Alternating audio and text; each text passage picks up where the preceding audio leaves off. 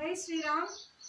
ఇప్పుడు ఈరోజు మనము చూద్దాము ఇవి ఏంటివి అని చూస్తున్నారా? చాలా మందికి తెలియదు. ఇవి నవగ్రహాలు. నవగ్రహాలు ఎన్ని ఉంటాయి అని అంటే 9 నవగ్రహాలు ఉంటాయి.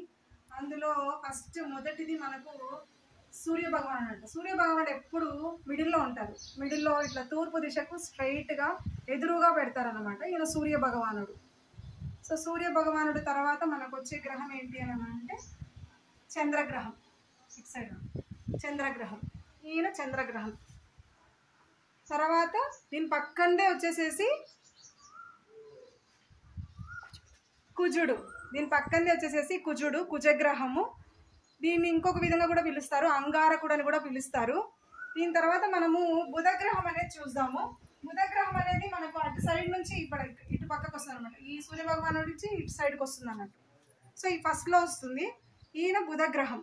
బుధ తర్వాత వెంటనే గురువు ఉంటారు. దీని పక్కనే గురువు ఉంటారు. ఇక్కడ శనగన మాల వేశారు చూడండి. ఈయనకు చాలా ప్రీతి అనమాట ఇది శనగమాల.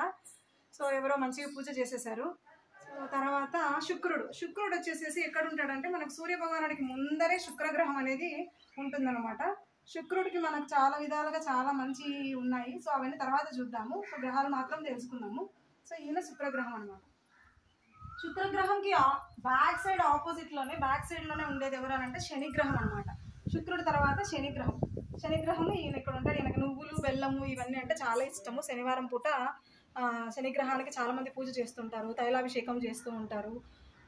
తర్వాత మనము రాహుగ్రహం చూద్దాం. రాహుగ్రహం శనీశ్వరుడికి పక్కనే ఉంటుంది అనమాట. సో ఈ పక్కనే చూడండి, పక్కనే ఈ ఫస్ట్గా ఇక ఇలా షేప్లోనే ఉంటారు ఈ రాహు అనే అతను.